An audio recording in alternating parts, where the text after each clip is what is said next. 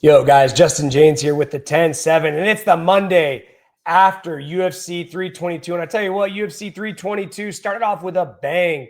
We had some incredible fights. Sean Brady getting knocked out, Leon Edwards getting knocked out. I thought it was going to be a studded moment from then on forward. Man, especially when that co-main came up. We had, Weili Zhang, and then we had against Valentina Shevchenko, and then obviously pound for pound, Islam. Two people trying to go up in weight class, become the double champ. I was so excited, but man, was it a snooze fest, starting with that girls fight in that co-main event and then rolling over. Man, it was almost 2 hours of MMA of people just laying on top of each other.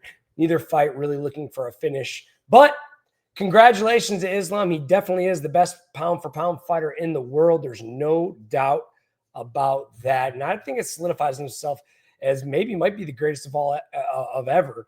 He looked incredible at 170. JDM had no answers for anything Islam did. Those brutal calf kicks. Obviously took away his base, took away his wrestling defense. And JDM just, as the fight went on, looked comfortable being on the ground.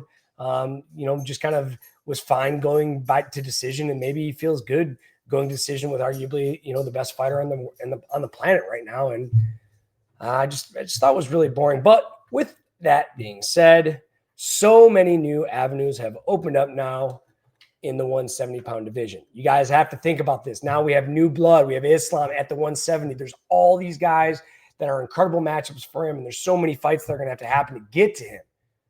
Think about it. Sean Brady lost. Didn't see that coming. Michael Morales staples him, knocks him out. Boom. How incredible was that knockout? We have Carlos Prates knocking out Leon Edwards in the second round. Did not see that coming. Man, these are all in the division. These guys are all in the mix, firing it up. And that just brings to the question of who's next for Islam. A lot of people are saying Ian Gary. Especially, he has to get through Bilal. I really think Ian Gary gets through Bilal. The UFC wants Ian Gary to get through Bilal. Bilal just doesn't really mean much to the UFC. I'm sure he's a great guy. I'm just not a big fan of him. He's a great fighter. Personally, I just don't like listening to him. The UFC's done a lot. They've tried to get him. They got him in the commentating booth. They got him in the the overview on ESPN of the UFC. I don't like hearing him on the mic. I don't like his voice. I don't like his face. I don't like looking at him. I'm sure he's a great guy. I have nothing against him. I just don't care to see him in the spotlight. I think the UFC feels the same way, and a lot of fans feel the same way. So obviously the UFC wants Ian Gary to win. Ian Gary's one loss. Shavkat was 19-0, 18 finishes. Only guy he hasn't finished is Ian Gary. Personally, I think Shavkat should be next. I know he's been dealing with some injuries, but just because he's been dealing with some injuries doesn't mean the division can't hold on. And still, Ian Gary still cannot look past Bilal.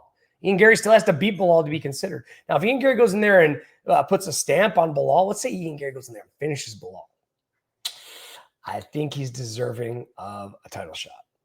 If Ian Gary goes in there and wins a close decision, I think Shavkat should be in there for the title shot.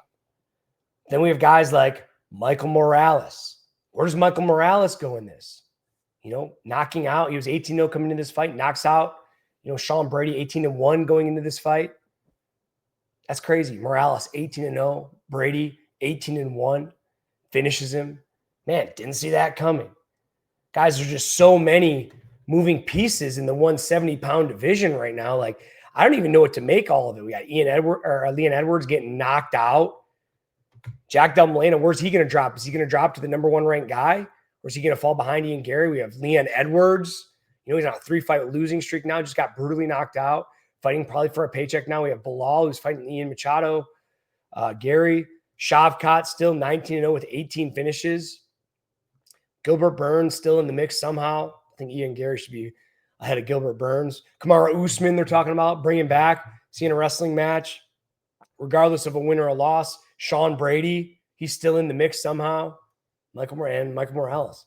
Guys, right now, the 170 division is on fire. We need to tune in. I can't wait for the UFC to start announcing things because there's so many incredible matchups for the UFC to do to get guys in that championship contender spot.